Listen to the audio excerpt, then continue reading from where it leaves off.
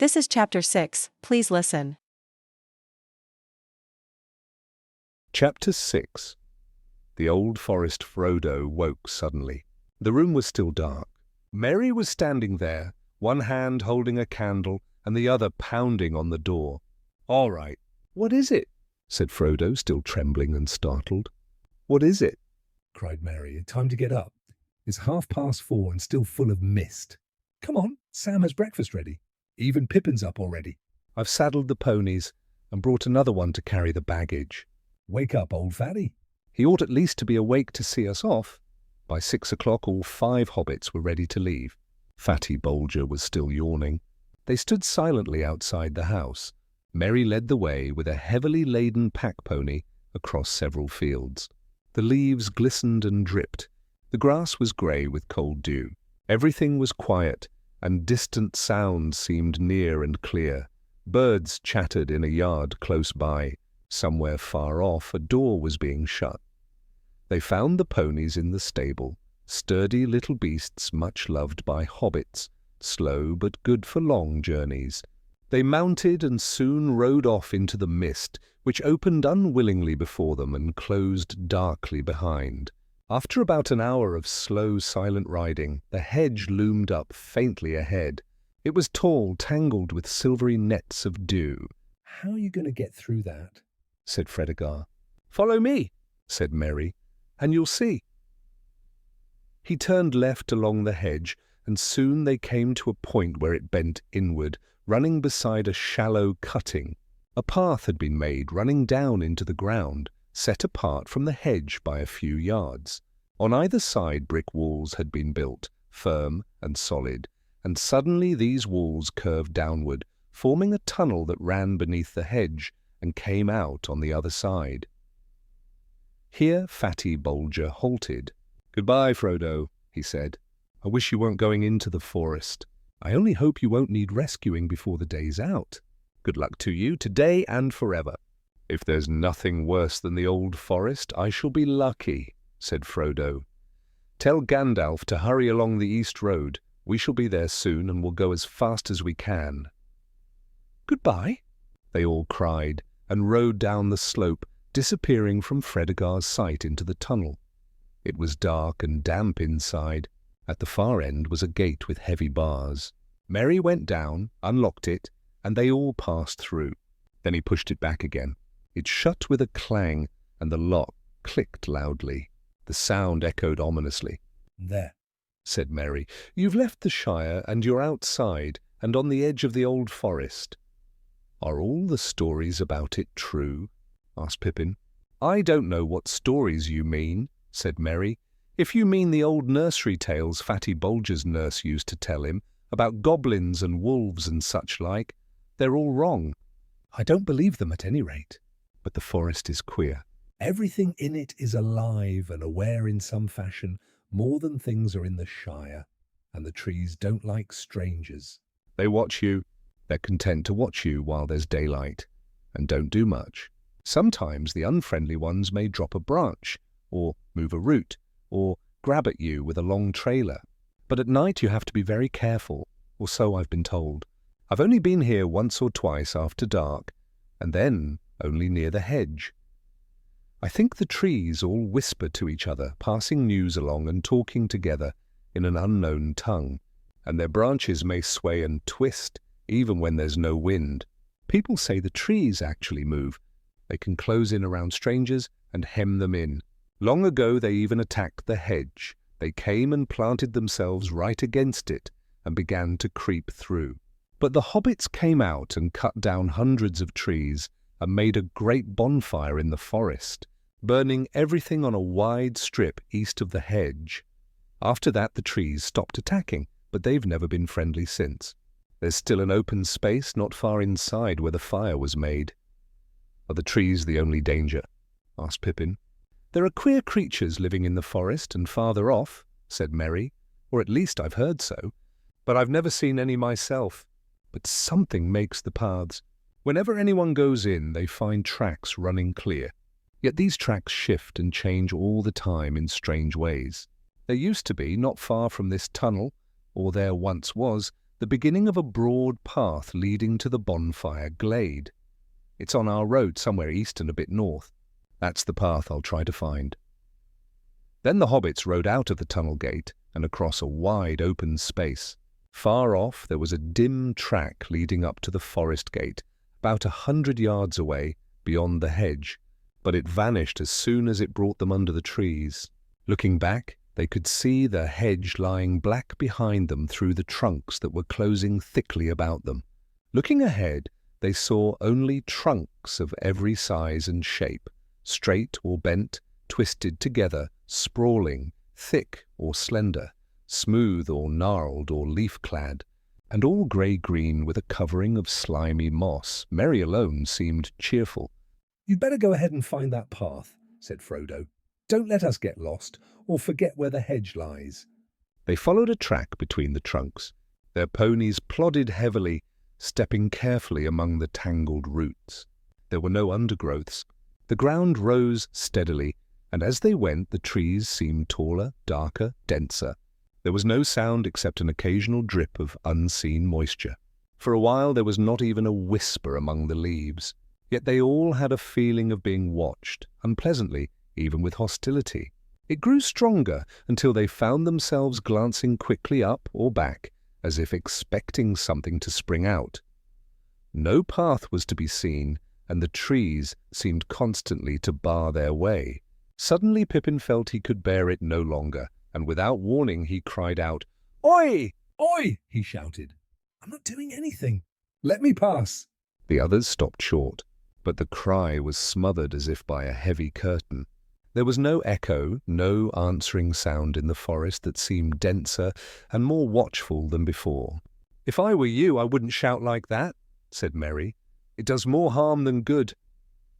Frodo began to fear that they would never find a way through, and to wonder whether he had been wise to lead them into this dreadful wood. Merry looked about uncertainly. Pippin saw it. "You don't need long to get us lost," he said. But at that moment Merry gave a cry of relief and pointed ahead. "Yes, yes," he said. "The trees have shifted. The bonfire glade must be ahead, or I hope so, though the path seems to have moved again." The light grew stronger as they went on. Suddenly they came out into a wide circle. The sky was above them, deep blue and clear to their surprise, for under the forest roof they had not known that morning had come, and the mist was gone. Yet the sun was not high enough to shine into the clearing, though its light fell bright on the treetops. The leaves around the edge were greener and thicker, forming a wall of foliage. No trees grew within the circle, only grass, tall weeds, hemlock and foxglove, rank nettles and thistles. It was a pleasant place, seeming almost cheerful and friendly compared with the gloom behind.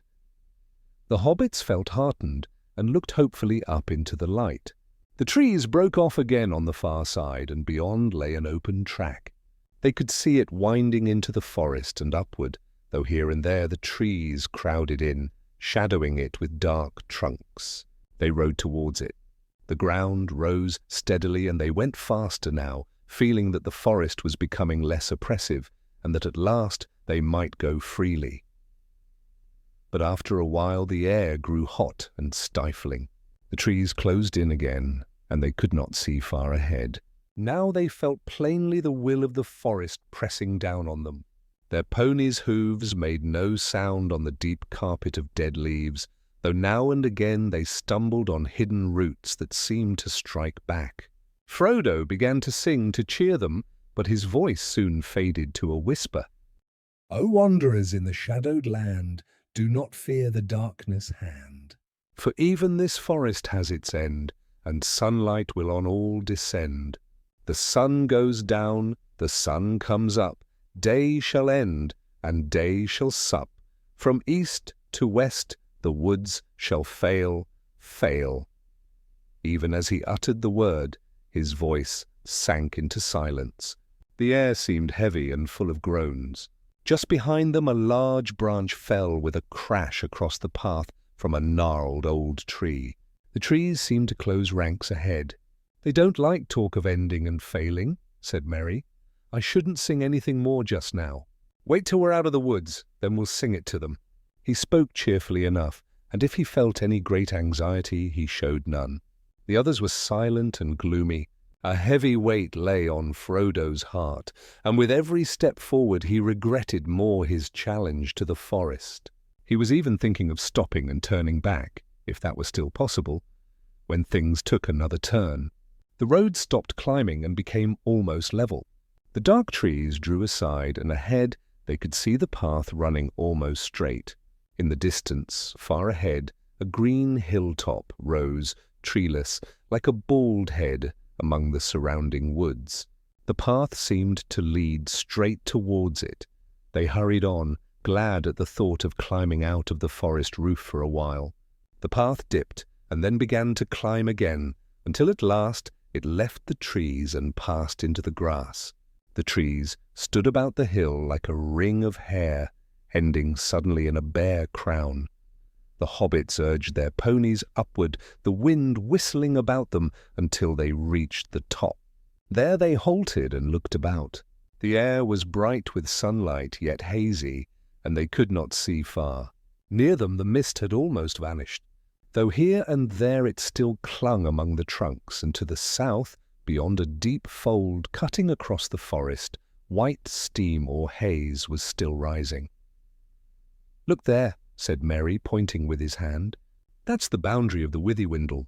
It runs down to the downs and goes southwest through the middle of the forest, joining the Brandywine below Hayesend. We shall not follow that path. The Withywindle Valley is said to be the strangest part of the whole wood. It's the very heart from which all the queer things come." The others looked in the direction Merry pointed, but through the mist they could see only the dim outlines of a damp, deeply cut valley. Beyond it, the southern half of the forest faded from sight. The sun on the hilltop was now quite hot.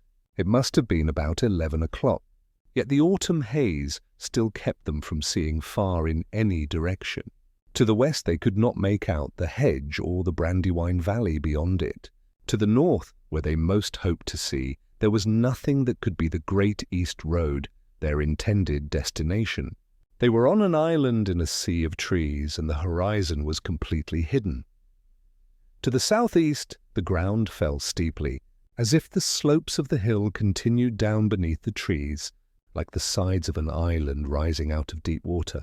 They sat on the green edge and looked across the forest below while eating their lunch. As the sun climbed past noon, they could see far away the green line of the downs lying beyond the old forest on the far side. They felt encouraged, for they could now see what lay beyond the trees, though they would not have chosen that way, even if they could. The Barrow Downs had an ill name, almost as bad as the forest itself. At last they made up their minds to move on. The path that had brought them up the hill appeared again to the north, but they had not gone far when they noticed it bending sharply to the right. Soon it began to go down rapidly, and they guessed that it must indeed be heading for the Withywindle Valley, a direction they were quite unwilling to take. After some discussion, they decided to leave this misleading track and strike straight northward, for though they could not see it from the hilltop, the road must lie in that direction and could not be far away. Moreover, northward, on the left of the path, the ground looked drier and more open, rising to a slope where the trees were thinner, pine and fir replacing oak, ash, and other strange, nameless trees of the denser woods. At first, their choice seemed wise. They made good progress, though whenever they came into open ground and sunlight, it seemed oddly as if they were turning eastward. But after a while the trees began to grow close again, just where from a distance they had appeared thin and scattered. Then suddenly deep folds in the ground appeared like ruts of gigantic wheels, or wide ditches and sunken lanes long disused and overgrown with brambles. These crossed their path continually and could only be passed by scrambling down and climbing up again, which was very troublesome for their sturdy little ponies.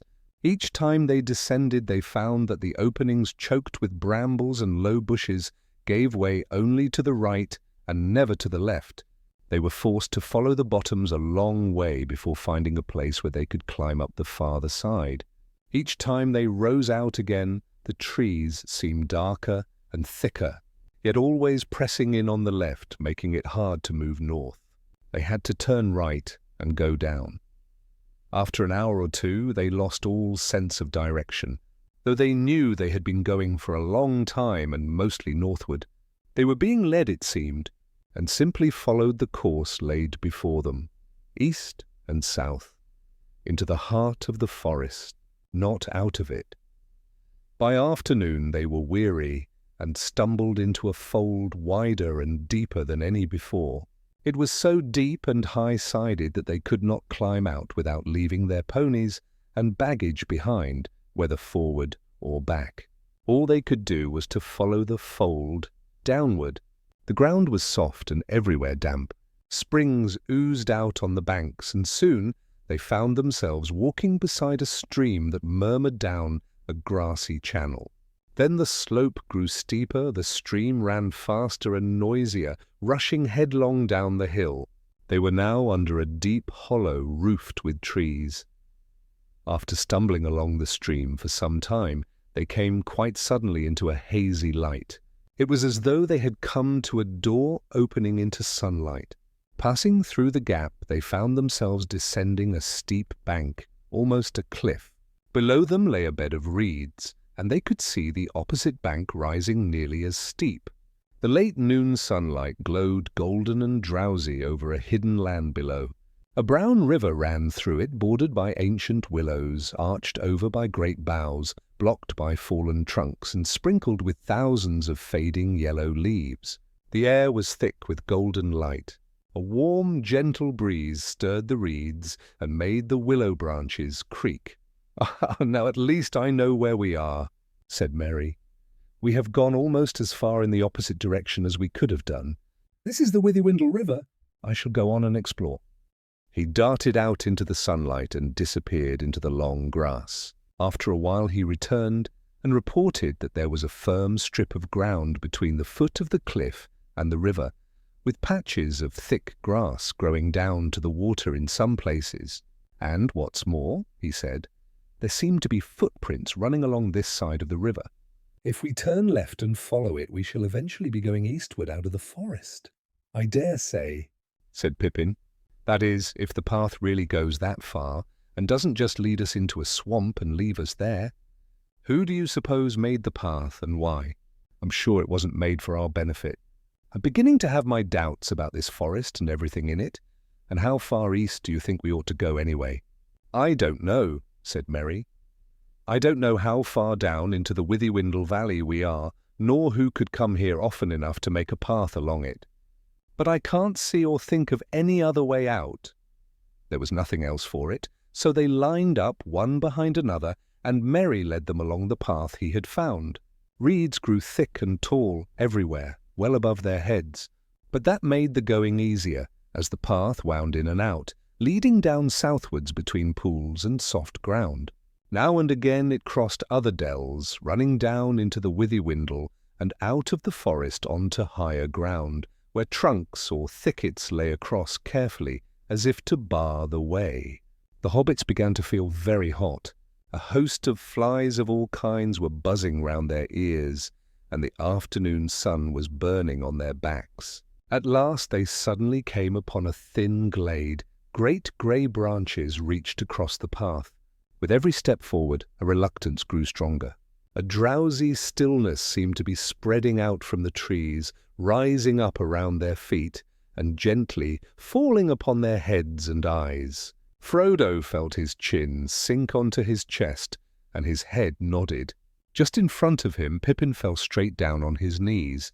Frodo halted. "No," he heard Merry say. "Can't go another step without thinking. "Must rest a bit. It's cooler under the willows." Less flies, too." Frodo did not like the sound of this. "Come on," he cried, "or we can't rest here."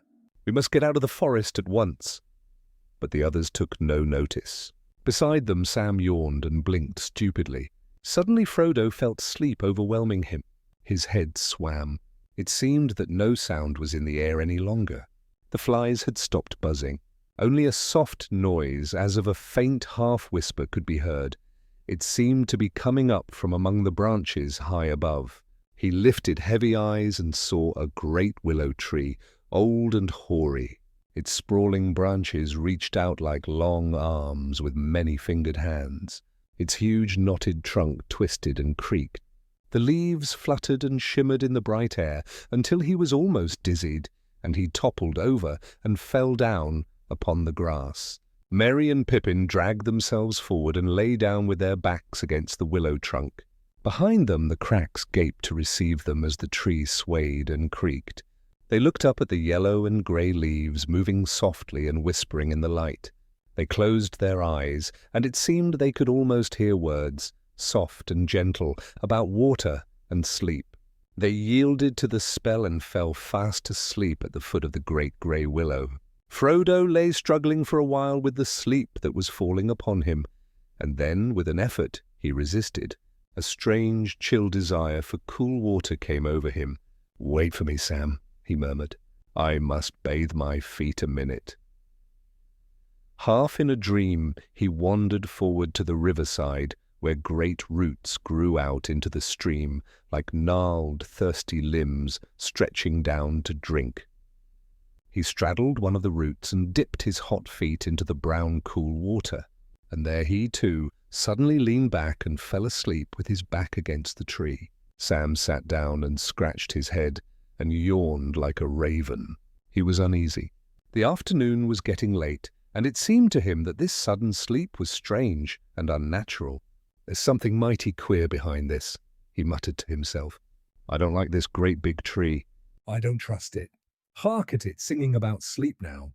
That won't do at all.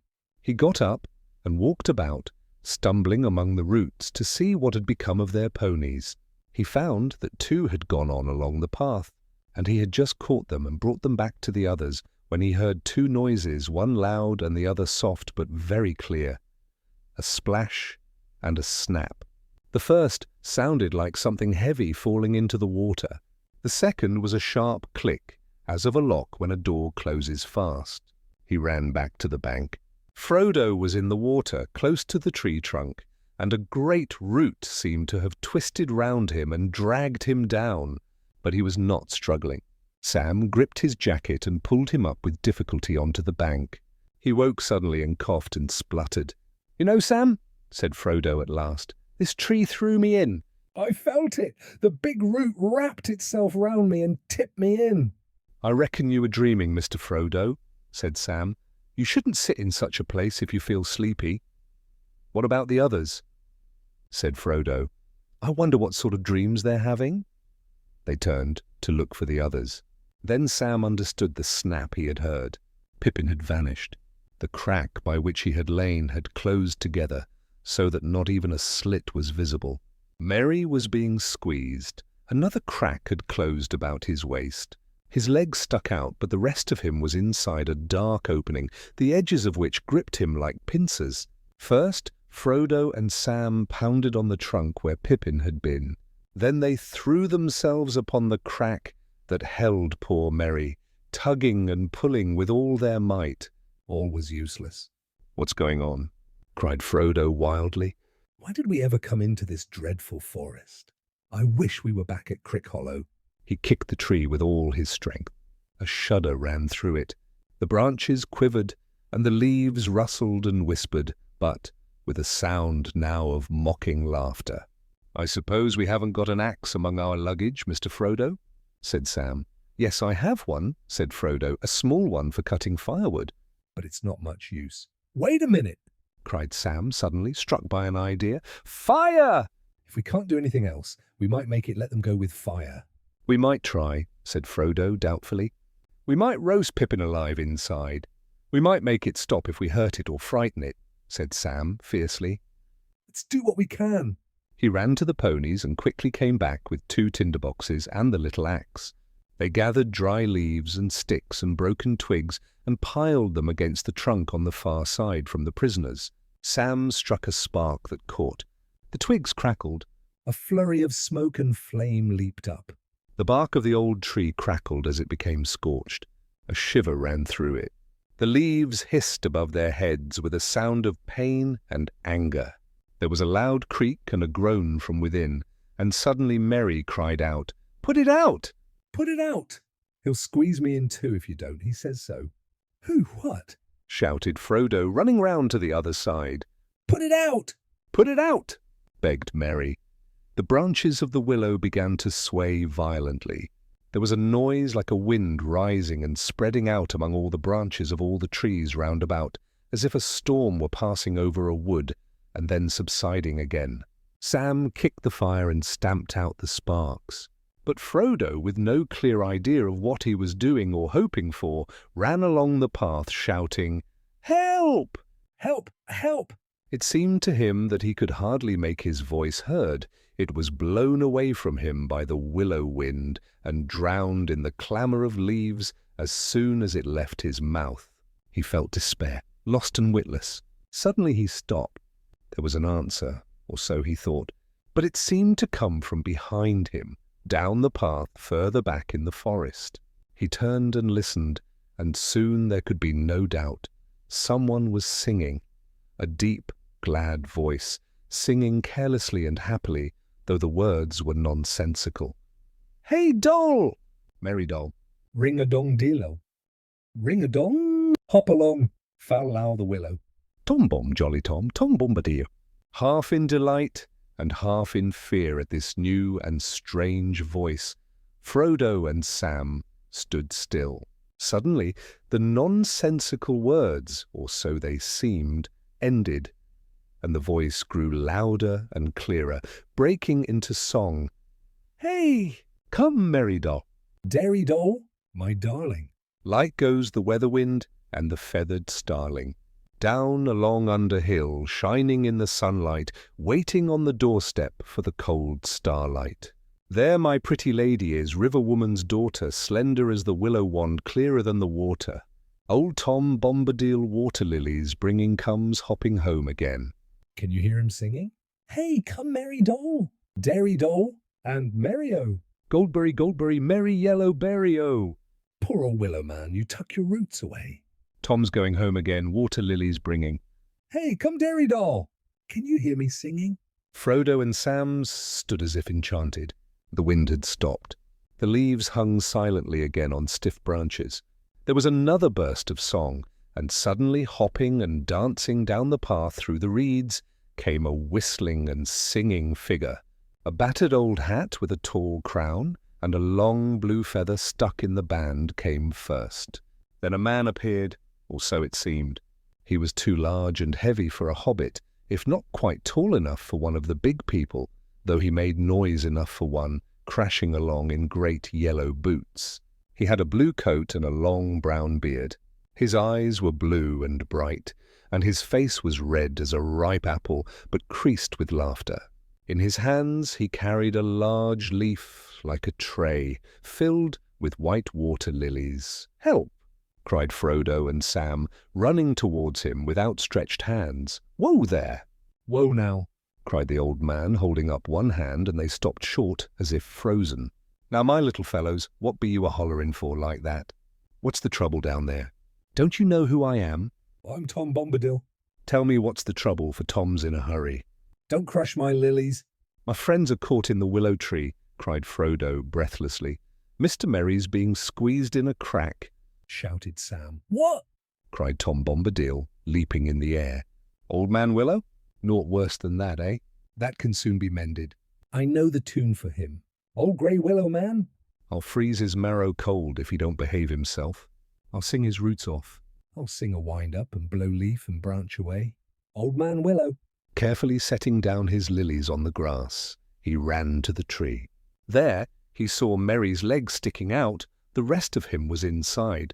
Tom put his mouth to the crack and began to sing in a low voice. They could not hear the words, but suddenly Merry came crawling out as if pulled by unseen hands. Tom sprang aside and, snatching up a stick, smote the trunk hard. "Leave your friends alone, you old willow man," he said. "What be you a-thinking of? You should not be waking. Eat earth, dig deep, drink water." Go to sleep. Bombadil is talking. He seized Merry's feet and drew him out of the crack. There was a creaking sound, and another crack opened, and out popped Pippin, as if he had been kicked. With a loud snap, both cracks closed again, and the tree shuddered from root to crown, then was still. "Thank you," said the hobbits, one after another. Tom Bombadil burst out laughing. "Well, my little friends," he said, bending down to peer at them, "You shall come home with me." "the table is laden with yellow cream, honeycomb, white bread, and butter. Goldberry is waiting. Time enough for questions after supper." "Follow me as quick as you are able." Picking up his lilies again, he waved his hand and danced off down the path towards the east, singing loudly and nonsensically. Astonished and relieved, the hobbits followed as best they could, but not fast enough. Tom soon disappeared ahead, and his singing grew faint and distant. Then suddenly his voice came floating back to them loud and clear. "Hop along, my little friends, up the Withywindle. Tom's going on ahead candles for to kindle. Down west sinks the sun, soon you'll be groping. When the night shadows fall, follow the door open.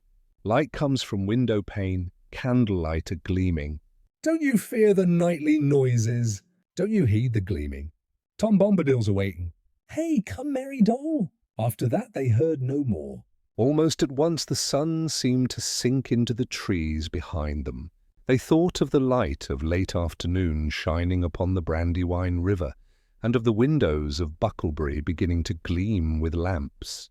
Darkness came down thickly. The trees and their hanging branches loomed above them, dark and menacing. White mists began to rise from the river's edge and curl among the roots. A black vapour crept over the ground. It grew hard to follow the path, and they felt weary. Their feet seemed to drag like lead. Strange murmuring sounds came from the reeds and rushes beside them, and if they looked up, pale faces seemed to peer down at them from the high bank and the edges of the forest. They began to feel that the whole place was unreal, that they were stumbling through an endless nightmare from which they could not awake.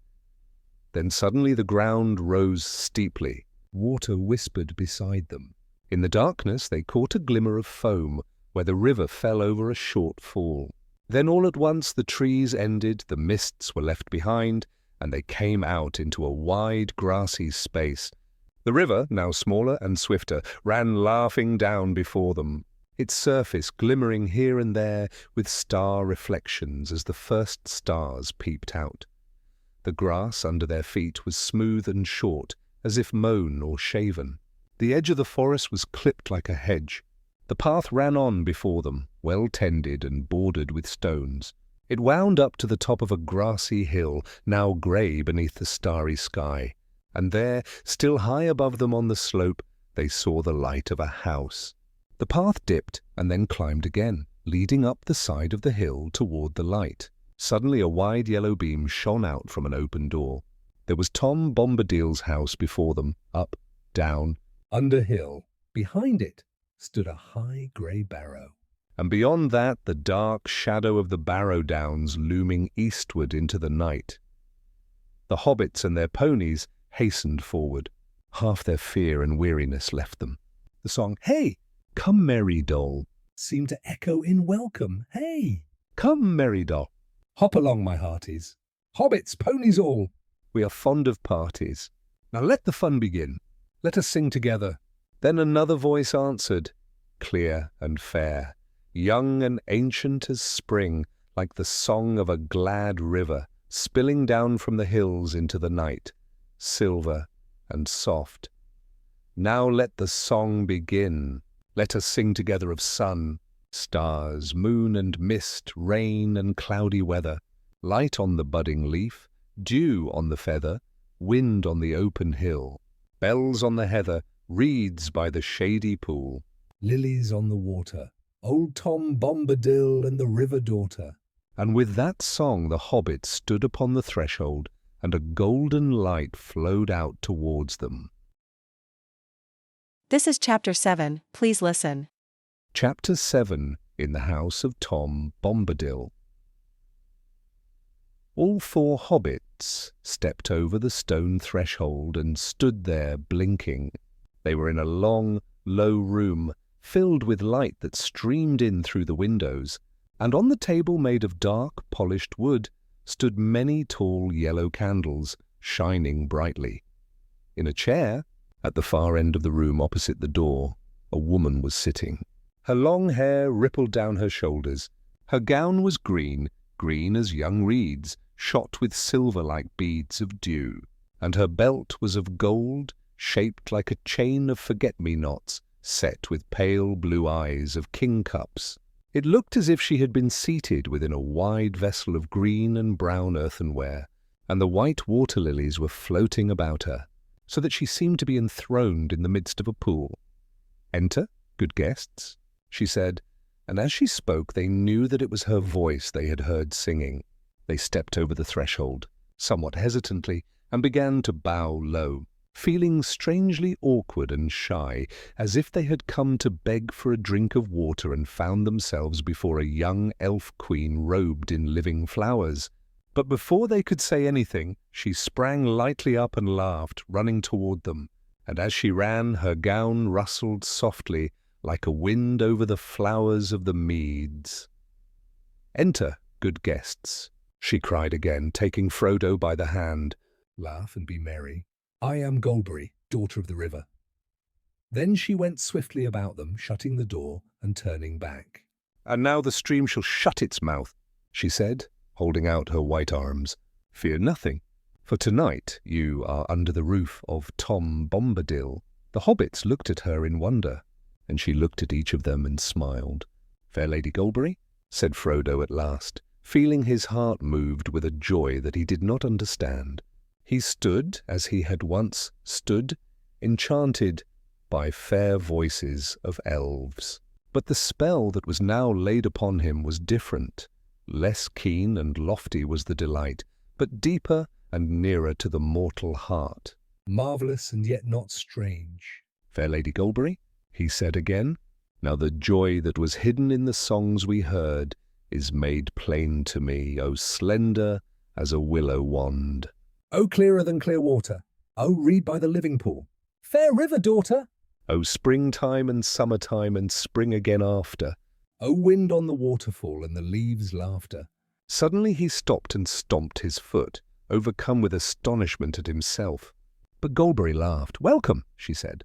"I had not heard that the folk of the Shire were so sweet-tongued, but I see that you are friends of the elves. The light in your eyes and the ring in your voices tells it. This is a merry meeting." "Sit now and wait for the master of the house." "He will not be long. He is tending your tired beasts." The hobbit sat gladly down upon the rush-covered seats, while Goldberry busied herself about the table, and their eyes followed her, for the grace of her movement filled them with joy. From somewhere behind the house came the sound of singing. Every now and again they caught, among many, Dillo and Dildo and Derry. The repeated words, "Old Tom Bombadil is a merry fellow," "Bright blue his jacket is, and his boots are yellow." "Fair lady," said Frodo after a while, "tell me, if my asking does not seem foolish, who is Tom Bombadil?" "He is," said Goldberry, pausing as she moved about. Frodo looked at her questioningly. "He is as you have seen him," she said, in answer to his look. "He is the master of wood, water, and hill. Then all this strange land belongs to him?" "No, indeed," she answered, and her smile faded. "That would indeed be a burden," she added softly. "The trees and the grasses and all things growing or living in the land belong each to themselves. Tom Bombadil is the master." No one has ever caught old Tom walking in the woods, wading in the water, leaping on the hilltops under light and shadow. "He has no fear. Tom Bombadil is master." A door opened, and in came Tom Bombadil. He was now without his hat, and his thick brown hair was crowned with autumn leaves. He laughed and went to Goldberry, taking her hand. "Here's my pretty lady," he said, bowing to the hobbits. "Here's my Goldberry clothed, all in silver green with flowers in her girdle. Is the table laden? I see yellow cream and honeycomb, and white bread and butter, milk, cheese and green herbs and ripe berries. Enough for all, I reckon. Supper is ready, is it? Yes, said Goldberry, but the guests perhaps are not. Tom clapped his hands and cried, Tom, Tom! Your guests are weary, and you had almost forgotten. Come now, my merry friends, and Tom will refresh you. Wash yourselves clean of the dust of the road, and comb your hair, and shake the tangles out of your feet. He opened the door, and they followed him down a short passage and round a sharp turn. They came to a low room with a sloping roof. It seemed to be built into the side of the hill. Its walls were of clean stone, but they were mostly covered with green and yellow hangings. The floor was flagged and strewn with rushes. There were 4 deep mattresses, each rolled up with white blankets, lying along one side of the room. On the opposite wall was a long bench laden with earthenware basins, and beside it stood brown ewers filled with water. Some hot, some cold. Soft green slippers were set beside each bed. Soon after, refreshed and clean, the hobbits sat beside the table, 2 on each side, with Goldberry and the master at either end. It was a long and hearty meal. Though the hobbits ate as if famished, the food never seemed to diminish. The drink in their cups looked like clear cold water, yet it went to their hearts like wine and set free their voices. They found themselves singing merrily as if it were easier and more natural than talking. At last Tom and Goldberry rose and cleared the table swiftly. The guests were told to remain seated. Soft stools were brought for their tired feet. There was a wide hearth before them, and a great fire burned on it, giving off a sweet fragrance, as if it were made of apple wood. When all was ready, every light in the room was put out, save one lamp and a pair of candles upon the mantel shelf. Then Goldberry came to them, candle in hand, and bade each of them good night. "Sleep till the morning light, fair friends," she said. "Do not heed the noises of the night. Nothing passes doors and windows here, save moonlight and starlight, and the wind off the hilltop. Good night." She went out quietly, closing the door behind her, and her footsteps faded away like a stream falling gently down through mossy stones in the still night. Tom sat with them for a while in silence, while each of them tried to summon courage to ask one of the many questions that were in their minds. Sleepiness weighed on their eyelids. At last, Frodo said, "Did you hear me calling, Master, or was it just chance that brought you there?" Tom started and looked as if he had been roused suddenly from a pleasant dream. "Hey, what?" he said. "Did I hear you calling?" "No, I didn't hear. "I was busy singing." I just came by chance, if you say so." "I had no plan at that moment, though I was expecting you. We had word of you, and we knew you were wandering. We guessed you'd come to the down where the long road runs to the water. All paths lead that way, down to the Withywindle." "Old Grey Willowman, he's a mighty singer, and a little fellow can hardly escape from his cunning maze." But Tom was there, and he dared not hinder. Tom nodded as if talking to himself again. "But then," he went on softly, in song, "I had a purpose to pursue, to gather the water lilies, green leaves and white flowers to please my lady fair, before the year's end, that winter might forever flee, that her feet might bloom upon the melting snow. Each summer's end I seek those blossoms for her in the deep, wide pool far down the Withywindle. They bloom in spring and they remain eternal. There in that pool long ago I found the river daughter, young Goldberry, sitting by the rushy border. Her song was sweet, and my heart beat faster." He opened his eyes and looked at them, and there was a sudden gleam of blue light. "Good it is for you, for I shall go no more down deep into the forest beside the clear water.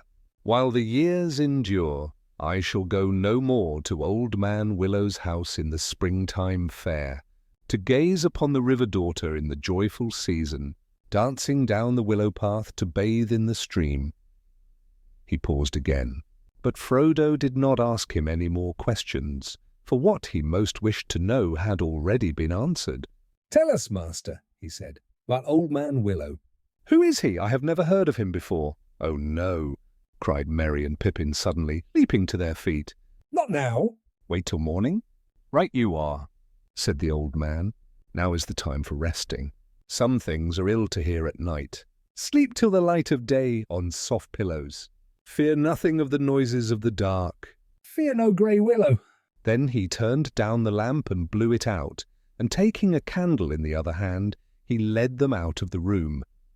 Their mattresses and pillows were as soft as before, and their blankets were of white wool. They had hardly lain down upon the beds and drawn the light covers over them before they were asleep. The night was quiet, and Frodo lay in a dark room without light. Then he saw a pale light appear. The young moon was rising until its dim light showed before him a black wall pierced by an arch like a great gate. Frodo felt that he was being lifted up, and through it he saw that the stone wall was a ring of hills, and within it lay a wide plain, and in the midst of that plain stood a tall stone tower, like a solitary spike, yet not made by hands. Upon its top stood the figure of a man. The moon seemed to rise, to hang above his white head, and to glint upon his long silver hair as the wind stirred it. Down in the dark plain below there were cries and howls of wolves. Suddenly a shadow like the shape of great wings passed across the moon. The figure lifted his arms, and a flash of light sprang out from the staff that he held. A great eagle swooped down and bore him away. The voices below wailed, and the wolves howled. Then there came a noise like the wind in the distance, and it brought the sound of galloping hooves. Galloping, galloping from the east. "The Black Riders!" thought Frodo, as he woke up with the sound of hoof-beats echoing in his mind. He wondered if he would ever again have the courage to leave the safety of the stone walls. He lay still listening. But now all was quiet, and at last he turned over and slept again, or wandered into other dreams that he did not remember. Beside him, Pippin was dreaming a pleasant dream, but it changed, and he stirred and groaned. Suddenly he woke, or thought he had woken, and still heard in the dark the sound that had disturbed his dream. Tip-tap, creak, creak, noises like branches bending and scraping against the walls and windows. Crack, crack, crack. He wondered if it might be the willow trees near the house. And then he felt a dreadful fear that he was not in an ordinary house at all, but inside a willow, and that the hideous creaking laughter was coming back to him. He sat up and felt the soft pillows beside him, and then he lay down again in relief. He seemed to hear words echoing in his ears. "Fear nothing." "Have peace till morning. Fear no sound of the dark." And then he fell asleep again. Merry heard the sound of water in his sleep. Soft and steady it seemed to fall and flow, and then spread and rise irresistibly all around the house into a black, boundless pool. It gurgled beneath the walls and rose slowly but surely. "I shall not drown," he thought. "It will find its way in, and then I shall drown." He felt he was lying in a swampy pool, and when he struggled up, he set his feet upon a cold, hard stone floor. Then he remembered where he was, and lay down again. He seemed to hear, or to remember hearing, "Nothing passes doors or windows here, and the stars and moonlight and wind on the hill are kept outside." A breath of sweet air stirred the hangings. He breathed deep and fell asleep again. As far as he could remember, Sam slept through the night in peace, if a log may be said to have slept peacefully. They all awoke together in the morning sunlight. Tom was moving about the room, whistling like a thrush. When he heard them stir, he clapped his hands and cried, "Hey! "Come, merry doll. Dairy doll, my hearties. Up with you, little friends. Forget the noises of the night. Ring-a-ding-dilla." Cheerily now, my bright lads. If you come soon, you'll find breakfast waiting on the table. If you come late, you'll get grass and rainwater." He drew the yellow curtains aside, and the hobbits saw that they had been hanging over windows, one looking east and another west. They sprang up, refreshed. Frodo ran to the eastern window and looked out into a grey, misty kitchen garden. He half expected to see turf piled high against the walls, marked by hoofprints. But the view was hidden by a row of beams on tall poles. Above and beyond them the grey shoulder of the hill loomed in the sunlight.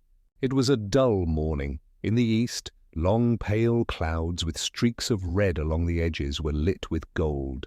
Rain was brewing, yet the light spread fast, and red flowers were opening among the wet green leaves. Pippin looked out the western window, down into the mist. The old forest lay hidden beneath it. It was like looking down upon a sloping cloud from above. A dark line divided the mist, marking the Withywindle Valley. The river ran down the hill to the left and vanished into the whitening haze. Near at hand was the flower garden and a silver-latticed fence, and beyond that a grey-green meadow dotted with dew. No willow trees could be seen. "Good morning, merry friends," said Tom, throwing the eastern window wide. A chill air flowed in. It bore the smell of coming rain. "The sun won't show much today, I think. I've been far afield, skipping up the hilltops since dawn began, breathing the wind and air, with wet grass underfoot and misty sky overhead. I roused Goldberry singing under her window, but I didn't wake hobbits early. Last night you stirred in the dark and slept late after light. Ring-a-ding-dilla! Wake now, my merry friends. Forget the noises of the night. Ring-a-ding-dilla! Sorrow and joy, my hearties. If you come soon, breakfast waiting.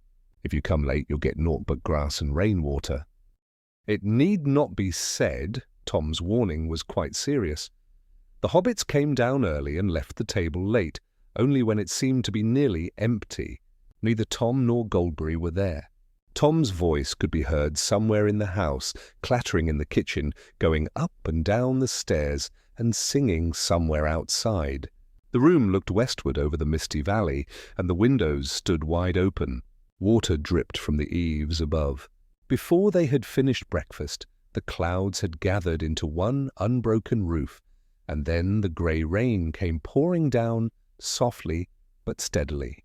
Behind its thick curtain the forest seemed wholly hidden. As they looked out of the window, Goldberry's voice rose clear above them, sweetly, as though she were pushing the rain down from the sky. They could catch a few words, but rather they felt the meaning. It was a song of rain, sweet as showers on thirsty hills, telling of the story of a river running from a spring on highlands down to the sea far below. The hobbits listened gladly, and Frodo felt joy welling up in his heart, and he was thankful for the weather, for it made them delay their departure. The thought of setting out had weighed on him when he awoke, but now he guessed that they would go no farther today. High winds were whirling in the west, and heavier. Wetter clouds rolled up and poured down their drenching rain upon the barren land of the downs. Nothing could be seen around the house but falling rain. Frodo stood near the open door and watched the white path turn into a milky stream, bubbling and running down into the valley. Tom Bombadil was bustling about in the corner of the house, waving his arms as though he were warding off the rain. And indeed, when he stepped across the threshold, he was still quite dry, except for his boots. He took them off and set them by the hearth. Then he sat himself down in the biggest chair and called the hobbits to him. "Today is Goldberry's washing day," he said, "and her autumn cleaning. For hobbits it's a bit too wet. Let them rest while they may.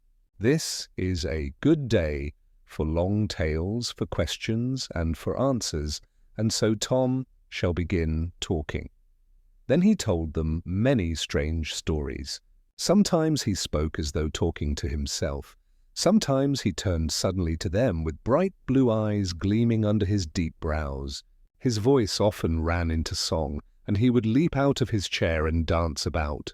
He told them tales of bees and flowers and the woodways, and about the strange creatures of the forest, the evil and the good, the friendly and the hostile, the cruel and the kindly, and of the secrets hidden under thorn bushes.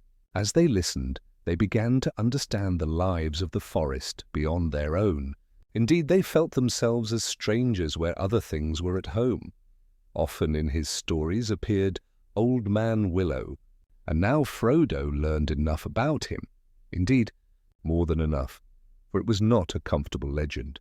Tom's words revealed the truth about the trees and their thoughts, which were often dark and strange, and filled with resentment toward all creatures that could walk freely on the earth. Gnawing, biting, breaking, hewing, burning, destroyers and usurpers. It was not called the Old Forest for nothing, for it was indeed ancient, a survivor of vast forgotten woods, and it was truly alive. Growing older but no quicker than the hills themselves, the father of the fathers of trees, still remembering the times when it had been the Lord. The long years had filled it with pride and deep-rooted wisdom, and with malice. But nothing was more dangerous than the great willow. His heart was rotten, yet his strength was green, and he was cunning, the master of winds, with song and thought that ran through the forest on both sides of the river. His grey, thirsty spirit drew power out of the earth and spread like long roots upon the ground, and invisible branches in the air, until he had dominion over almost all the trees of the forest, from the hedge to the downs. Suddenly Tom brushed aside all talk of trees and spoke of the younger streams leaping down white over pebbles, and along the small flowers of thick meads and wet clefts, till they joined together and ran up onto the downs. They heard of the great barrow, and the green mounds and the stone rings upon the hills, and in the hollows of the hills sheep bleated together. Green walls and white walls rose. Fortresses appeared upon the heights.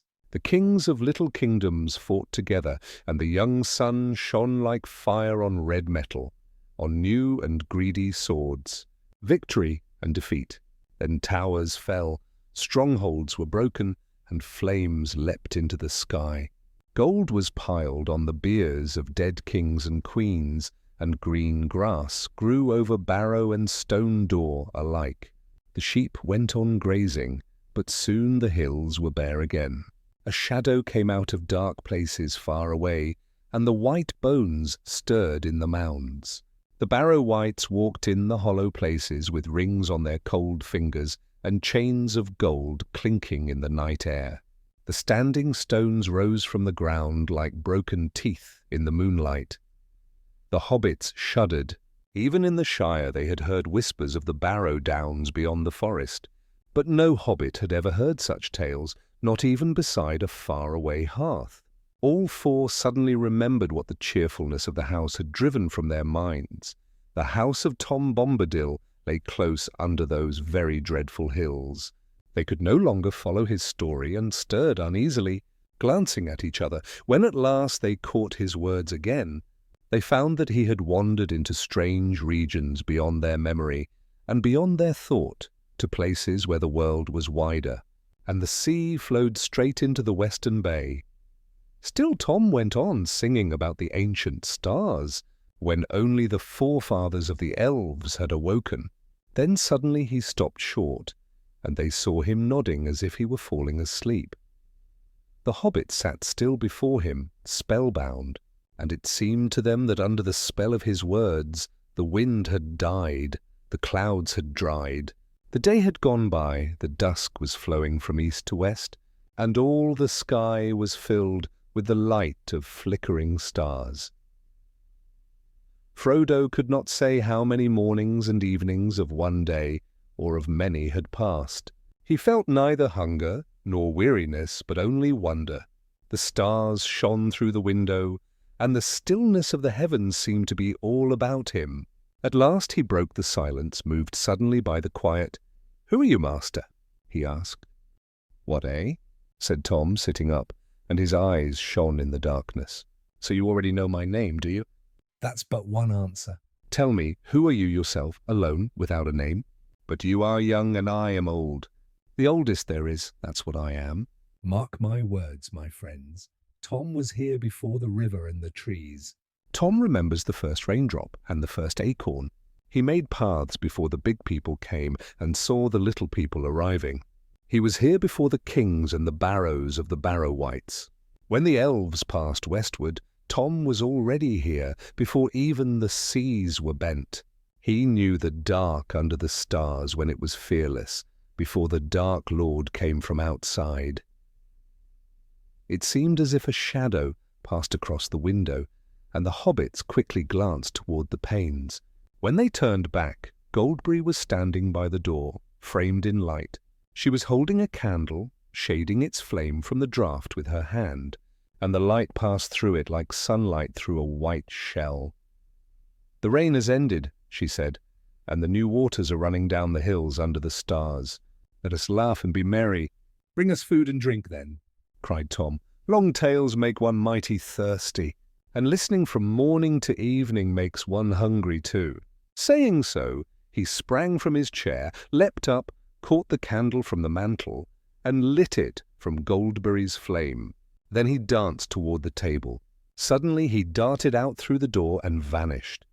He soon came back, carrying a great tray piled high. Then Tom and Goldberry set the table, and the hobbit sat there half bewildered and half amused. Goldberry was so graceful and fair, and Tom danced about with a jolly hopping, queer rhythm that seemed a kind of lively tune of its own, yet never hindered them as they moved in and out of the room, round the table, setting food, bottles, and lights with astonishing swiftness. The table shone bright with white and golden candles. Tom bent over his guests. "Supper is ready," said Goldberry. And now the hobbits saw she was clad in silver, with a white girdle, and her shoes shimmered like fish scales. But Tom was all in blue, blue as forget-me-nots washed by the rain, and he wore green stockings. It was a supper even better than the one before. The hobbits, under the spell of Tom's words, had forgotten one or more meals, but when the food was set before them, it seemed as though they had not eaten for a week. For a time they neither sang nor even spoke, but set themselves heartily to their work. Yet soon their hearts and spirits rose again, and their laughter rang out loud and merry. After they had eaten, Goldberry sang to them many songs, songs that rose bright with joy upon the hills, and then faded gently into silence. And in that silence they saw in their minds wide pools, greater than any they had ever known, and looking into them they saw the sky beneath, and stars glimmering like deep jewels. Once again she wished each of them good night, and left them by the fireside. But now Tom seemed more awake, and began to question them keenly. It appeared that he already knew much about them and their families, and indeed knew a great deal of the history and events in the Shire, from days that even the hobbits themselves could scarcely remember. This no longer surprised them, yet he did not hide that he had learned much of the more recent happenings from Farmer Maggot, whom he plainly held in higher regard than they had supposed. Under his old feet is the earth, in his fingers is the clay, in his marrow is wisdom, and both his eyes are wide open, said Tom. It was also clear that Tom had dealings with the elves, and it seemed that news of Frodo's journey had somehow come to him through Gildor. Indeed, Tom knew quite a lot, and his questions were sharp, so that Frodo found himself telling him much about Bilbo, about his own hopes and fears, things he had never spoken even to Gandalf. Tom nodded his head, and his eyes gleamed when he heard of the Black Riders. "Show me the precious ring," he suddenly said in the midst of their talk. And Frodo, to his own astonishment, took the chain from his pocket, slipped the ring off, and handed it straight to Tom. It seemed larger as it lay in Tom's big brown hand. Then suddenly he raised it to his eye and laughed loudly. For a moment the hobbit saw a strange vision, both comical and frightening, glinting from his bright blue eyes through the circle of the ring. Then he slipped it lightly onto the tip of his little finger and held it up to the candlelight.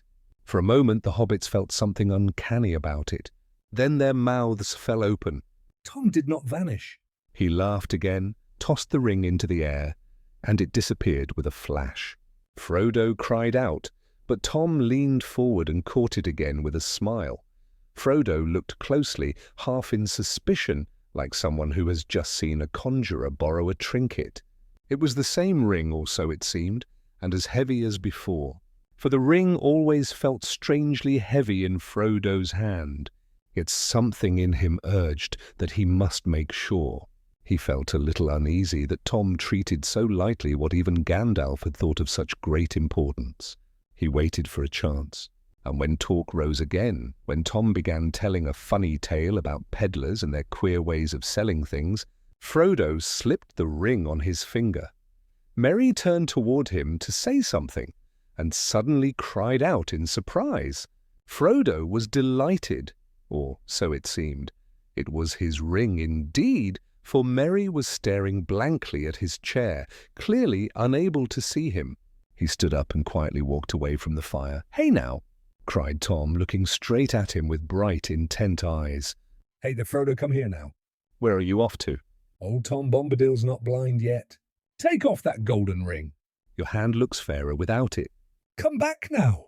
Stop that nonsense and sit by me. "We must talk further and think of the morning." Tom must teach you the right road and keep your feet from wandering. Frodo laughed aloud, trying to sound cheerful. Then he took off the ring and sat down again. Tom was now telling them that he thought the sun would shine tomorrow and that it would be a fine morning and full of hope. But all should be made ready early, for the weather in this land was something that even Tom could not wholly command, and sometimes it changed faster than he could change his coat. "I am no weather master," he said, "nor one who rules all things." By his advice they decided to go northward near his house, then westward and down into the downs. In this way, he said, they might hope to reach the east road in a day's journey and avoid the Barrow Downs. He told them not to be afraid, but to keep watch. Walk always on the green grass.